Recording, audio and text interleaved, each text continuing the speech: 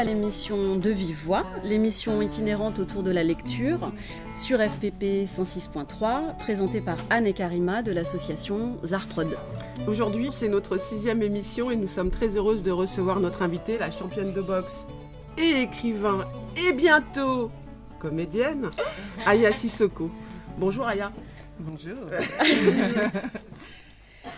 Alors, nous ne sommes pas toutes seules parce que le principe de l'émission, c'est donc de faire une rencontre autour de la lecture. Donc, il y a des jeunes ici autour de nous, des enfants et des adolescents. On est, pour que les auditeurs puissent visualiser, on est donc au 2e étage de la bibliothèque Sorbier. On est accueillis par Christelle Tridon. Bonjour Christelle. Bonjour. Voilà, donc on est super bien accueillis. On a des petits crocodiles, on a des boissons, des petits jus, tout ce qu'il faut. Je vais vous laisser vous présenter les enfants et les adolescents. On fait un petit tour de table. Donc à ma droite, on a Jérémy. Ouais. Ensuite Ager. Ager. Fatoumata. Aïda. Rajvir. Et donc à côté de Rajvir, Aya. Aya Sissoko, exactement. Alors on est là tous ensemble pour partager, comme d'habitude, un moment convivial d'échange autour de la lecture. Tout à fait, Karima. Tout à fait, Anne. Et De Vive Voix, ça commence maintenant sur FPP 106.3. Alors, on se disait qu'on allait commencer avec vous, les enfants, si vous êtes OK, par vos lectures. Ouais. Qui veut faire sa première lecture de poème?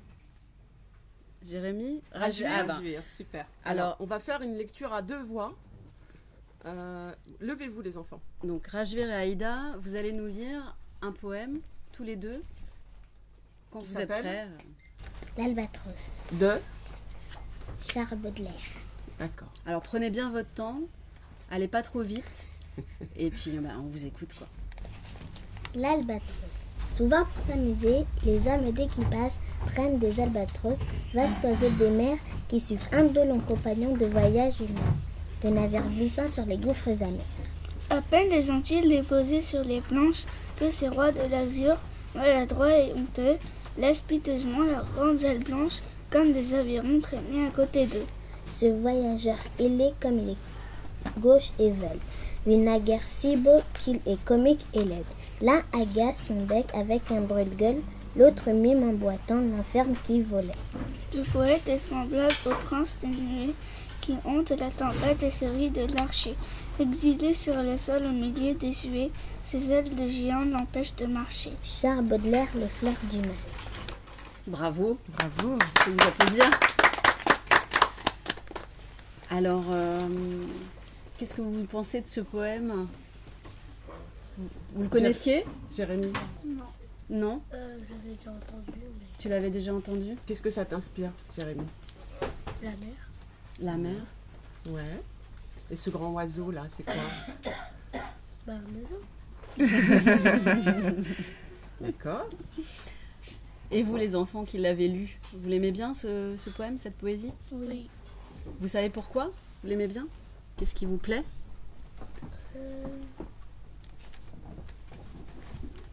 Qu'est-ce qui vous plaît dans cette poésie? Aïda, c'est quoi que tu aimes bien? L'albatros, quand il suit les navires. Parce que tu visualises? Vous l'avez apprise à l'école, cette poésie? Oui. Ouais. Et toi, Aya, tu la connaissais? Alors, l'école? oui, ce sont Ouais. oui, enfin Baudelaire, les fleurs du mal, oui. J'ai étudié, j'ai eu à apprendre des poèmes de Baudelaire plus jeune. Vous écoutez De Vive Voix sur FPP 106.3. Ah, on a des l'arrivée adolescentes qui nous rejoignent. Bien. Bienvenue. Asseyez-vous. Mais d'ailleurs, les plus jeunes, est-ce que vous avez eu justement, est-ce que vous avez déjà vu des albatros? Est-ce que vous êtes allé à la mer? Justement, ces oiseaux qui suivent les bateaux. Non, je n'ai jamais vu, mais la maîtresse, elle nous avait montré une photo d'albatros. Ah. Et à votre avis, pourquoi ils suivent les bateaux? Vous avez une idée? Quelqu'un a une idée? Jérémy, tu sais? Oui, à ton avis. Vas-y, Jérémy. Peut-être qu'ils ont à manger. Généralement, oui, ce sont des bateaux de Pêcheurs. Exactement. Et donc, les pêcheurs, qu'est-ce qu'ils font parfois? Ils pêchent. Oui, mais Il leur donne. généralement, ils jettent aussi ce qui n'est pas, Ce qui ne garde pas. ce qu'ils ne gardent pas. Et donc, les oiseaux. C'est comme un grand supermarché sur la mer. Mais moi je suis étonnée parce que Baudelaire, je trouve ça pas facile. Enfin, dans mon souvenir, c'était plutôt au collège qu'on apprenait. Enfin, je trouve ça super, mais elle est pas facile cette poésie Mais quand d'ailleurs, même. vous pouvez rappeler votre âge? 8 ans. Ah oui, c'est vrai que C'est étudier du Baudelaire à 8 ans, c'est ambitieux, quoi. C'est ambitieux. C'est bien, c'est bien, c'est bien. Et vous en avez étudié d'autres, des poèmes de Baudelaire en classe? Non? Juste celui-ci? Et là, justement, vous entendez une musique quand vous lisez ce poème? Non, pas encore? Bon, ça va venir. Ça va bien, ça va bien. Alors, on a été rejoints par combien vous êtes? 1, 2, 3, 4 jeunes filles. On va vous laisser vous présenter, Oui. juste dire votre prénom. On a tous fait un petit tour de. On commence par là. Comment tu t'appelles? Nada. Nada. Pardon? Anan. Inès. Lisa. Lisa. Ok. Eh ben, bienvenue. Bienvenue à vous. Qui est la personne qui va lire le livre de Aya Sissoko? Tu sais déjà quel extrait tu voudras lire? Pas encore? Bon, tu pourras prendre le temps de le faire. On peut peut-être du coup enchaîner avec la poésie de Jérémy. T'es prêt? Ah, t'as plus de crocodile dans la bouche. Non, je vais faire. Tu veux te lever? Ouais, ça va aller? Allez, vas-y. On t'écoute. Le pont Mirabeau. Sous le pont Mirabeau coule la Seine. Et nos amours, faut-il qu'ils m'en souviennent? La joie venait toujours après la peine. Vienne la nuit, sonne l'heure, les jours s'en vont, je demeure. Les mains dans les mains, restons face à face, tandis que sous le pont de nos bras passent des éternels regards, longs de Silas. Vienne la nuit, sonne l'heure, les jours s'en vont, je demeure. L'amour s'en va comme cette eau courante, l'amour s'en va comme la vie est lente, et comme l'espérance est violente. Vienne la nuit, sonne l'heure, les jours s'en vont, je demeure. Passent les jours et passent les semaines, ni temps passé, ni les amours reviennent. Sous le pont Mirabeau coule la Seine, vienne la nuit, sonne l'heure, les jours s'en vont, je demeure. Guillaume Apollinaire. Bravo. Bravo, Jérémy. En fait, j'étais vraiment, c'était ma journée, c'est ma journée. Non, parce que j'habite pour Mirabeau aussi maintenant. C'est Ah mais formidable. oui. Pas mal. On fait un grand tour là. Ah ouais, là, On pour fait le un coup. petit clin d'œil là du coup. Ah ouais, non, Pont Mirabeau, 15e arrondissement, voilà. C'est le pont qui sépare le 6e et le 5e. Formidable. Là, C'est là où habite Aya. Mais bravo, Jérémy, bravo d'avoir pris la peine d'apprendre ton poème par cœur. Bravo pour ta diction. Jérémy est hypnotisé par Aya. Bravo. Elle est très belle cette poésie. Ça vous a plu? Vous la connaissiez cette poésie? Vous l'avez déjà entendue? Non? Qu'est-ce que vous en avez pensé? Comment vous l'avez trouvée? De quoi ça parle cette poésie? Ah, bah, de l'amour. Mais oui. Et Et C'est plutôt positif ou... oui, c'est plutôt positif, Ah bon? enfin, je pense. Ouais. Mais c'est normal, tu es optimiste, c'est l'âge qui fait ça. Mais ça parle de Ah, en l'amour fait, c'est le pont, lui, ce qu'il ressent à peu près, non? mais ça parle de l'amour et et du temps. Et du temps qui passe, ouais. du temps qui passe. Moi, ça fait penser que c'est le pont, ce qu'il ressent. Mais voilà. C'est le pont? Le pont qui ressent. D'accord. C'est lui qui parle. D'accord. Ouais. Et qu'est-ce qu'il nous raconte ce pont alors? Bah, qu'il aime bien quand il y a de l'amour sur lui. Quand il y a des amoureux? Voilà. Qui se balade sur lui. Vous êtes d'accord, les filles, les grandes? Vous avez compris ça aussi? Que c'était plutôt positif sur l'amour? Ouais. Vous êtes- ouais, vous êtes Aya et tous- moi, on n'est pas tout à fait d'accord. Aya, qu'est-ce qu'il y a? Qu'est-ce qui se passe? Euh, T'es pas d'accord? Oui, mais bon, après, en même temps, c'est aussi l'insouciance de l'enfant. C'est ce ça, qu'il faut, t'as tout à fait raison. Non, mais ce c'est qu'il ça. faut là. Mais non, Ben, ouais, c'est le temps qui passe, l'amour qui passe. Bon, tu me diras. Qui s'en va? Qui sont, ben, un petit peu. aussi. Mais de toute façon, justement, la symbolique du pont, qu'est-ce que ça peut être aussi, la symbolique du pont? Le pont, c'est de passer d'une rive à l'autre. Et là, justement, c'est que là, on va faire la bascule entre ce qui est neuf, ce qui est beau, et puis on va passer de l'autre côté. Et l'autre côté est beaucoup moins... C'est autre chose, quoi. Un autre monde. Un autre monde, voilà. Moins joyeux. Non? De toute façon, prenez le temps de relire, le poème. Et il y a un truc aussi, pardon, je te coupe, c'est qu'effectivement, quand on lit des poèmes, on peut... Quel âge tu as déjà? 7? 10 ans. 10 ans. Oh là là, pardon, tu as grandi trop vite là. 10 ans, tu découvres ce poème-là, tu le découvres cette année? Oui. Tu vas le lire quand tu auras 15 ans, quand tu auras 20 ans, quand tu auras 30 ans, quand tu auras 40 ans, 60, 80, et tu verras à chaque fois, tu l'entendras d'une manière différente. Parce que là, tu le perçois avec tes 10 ans, mais tu verras quand tu le découvriras, quand tu auras 20, 30, 40, blablabla, et que tu seras un petit pépé comme ça. Et ben tu verras, tu l'entendras différemment, ce poème. C'est beau l'amour. Merci Jérémy en tout cas pour cette poésie.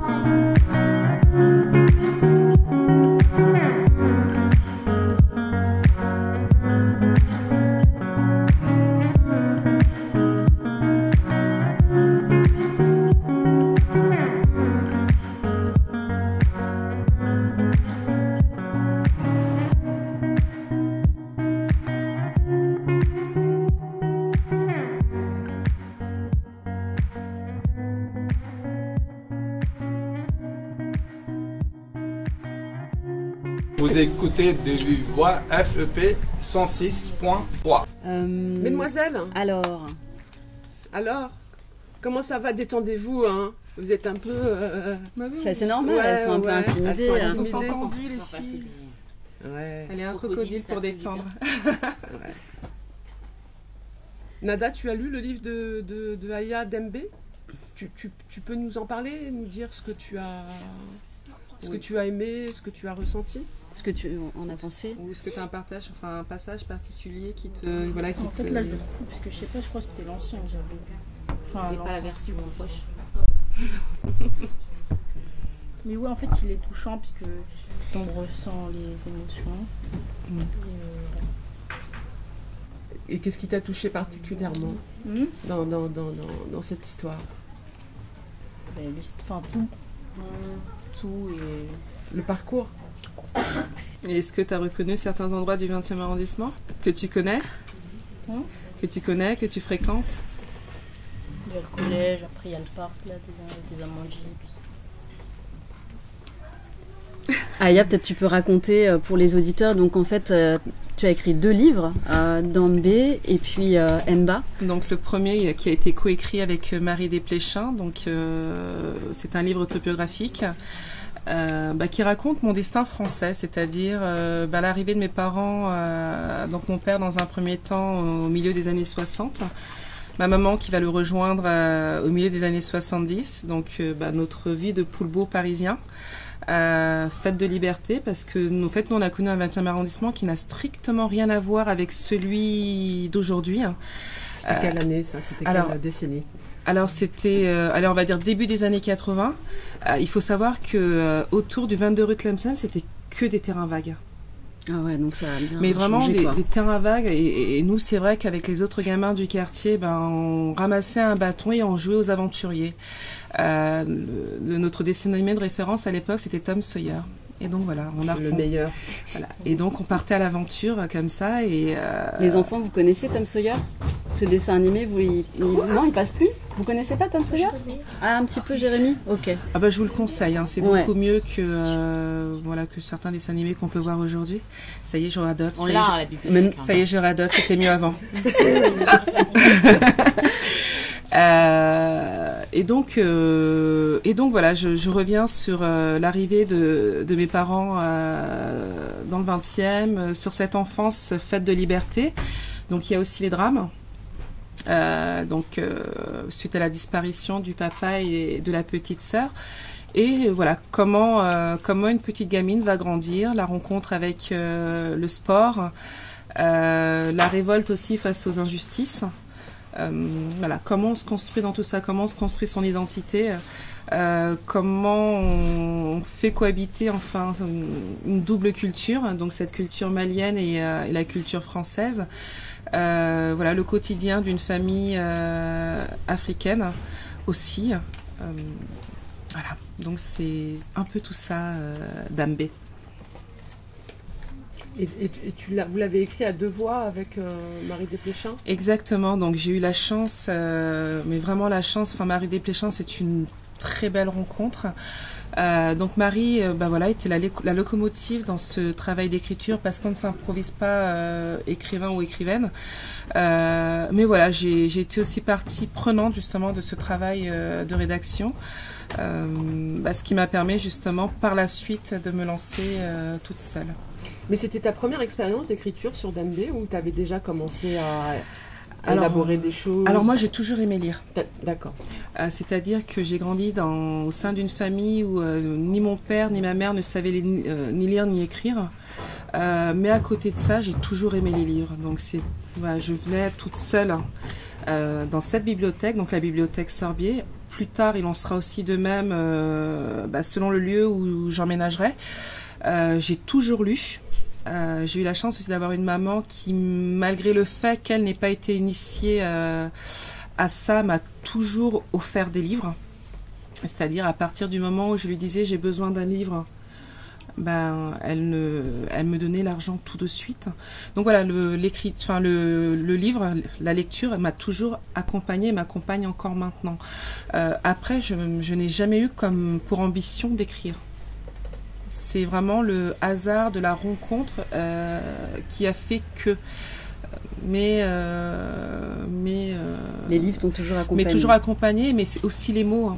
Parce qu'il y a quelque chose que j'adorais faire, c'est-à-dire que l'avantage de l'écriture, c'est qu'on est face à une feuille. Donc il y a une forme d'intimité qui se forme.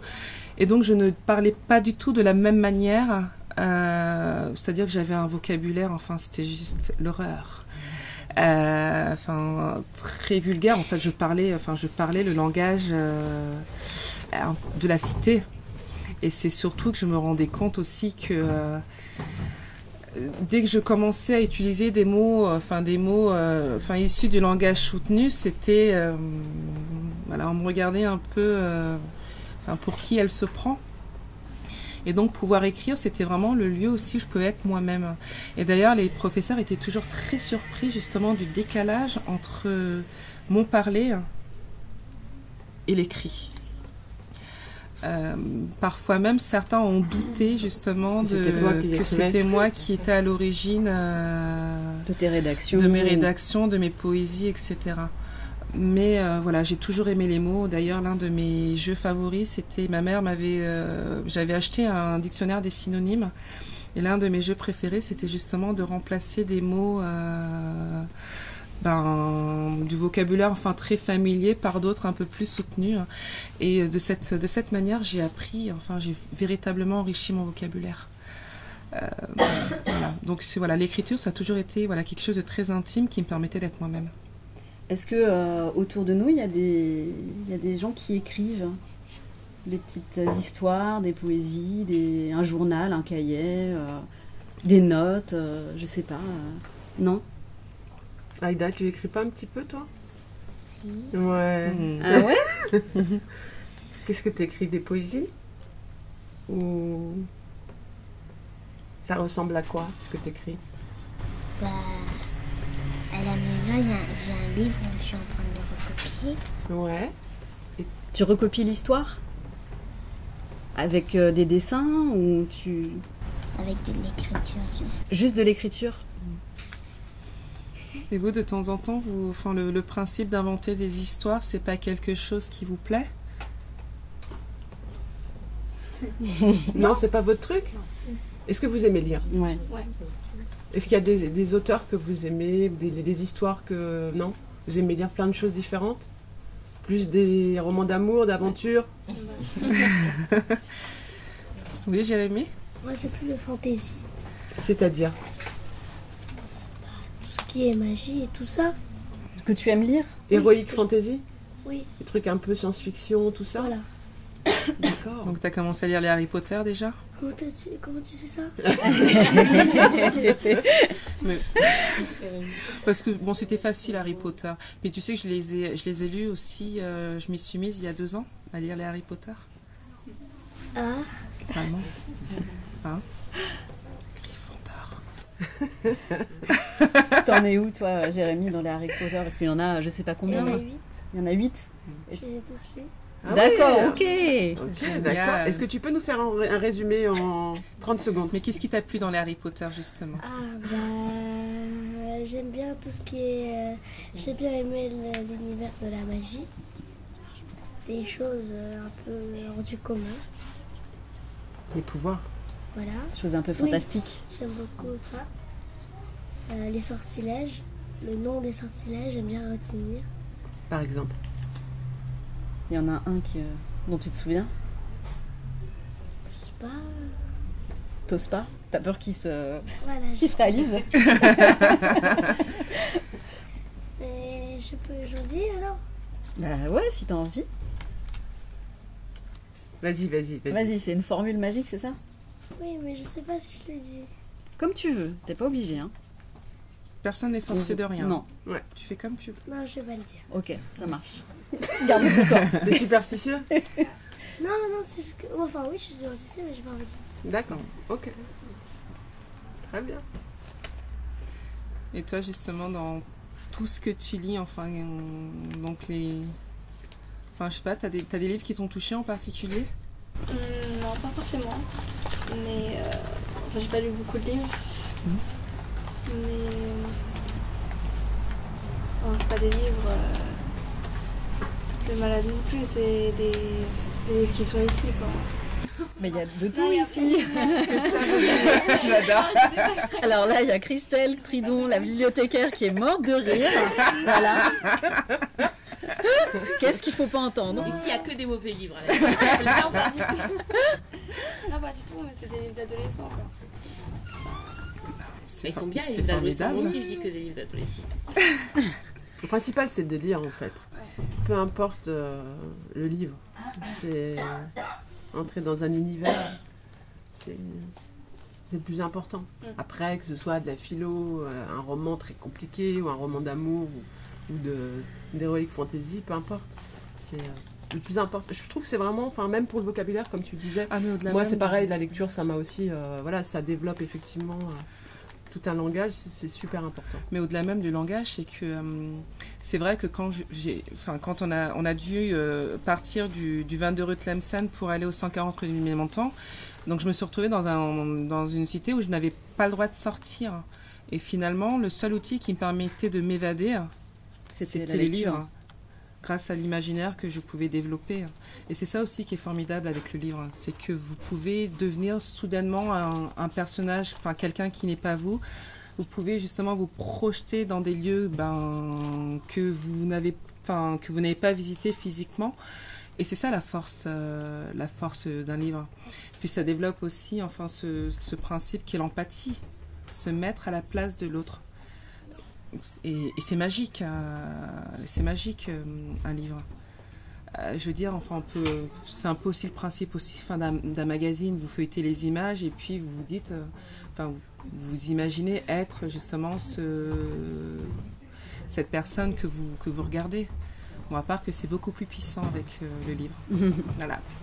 Ça permet de voyager. Mais d'ailleurs, moi j'aimerais bien que vous nous emmeniez. Donc, tu veux lire un extrait de Dambé, c'est ça? Et toi, Aya, de Enba? Oui, comme ça, je vais vous parler de l'enfance, justement de mon enfance rue Tlemcen. Mais tu veux commencer? Nada, vas-y. Tu préfères que Aya commence? Mais tu sais, tu peux commencer. Enfin, bon, d'accord. Je n'insiste pas. Alors, je vais vous lire un chapitre, qui s'appelle l'enfance. Vous pourrez retrouver Aya Sissoko, les enfants Aïda, Rajvir et Jérémy, ainsi que les adolescents de la bibliothèque Sorbier le mois prochain pour la seconde partie de l'émission De Vive Voix. Cette émission est conçue et réalisée par Anne et Karima de l'association Zarprod, montée et mixée par moi-même, Jean-Marie Villemot. À très bientôt sur les ondes de FPP. Nous revenons tous les deuxièmes vendredis de chaque mois à 15h. Nos émissions sont à réécouter en podcast sur notre page Facebook Zarprod. À bientôt.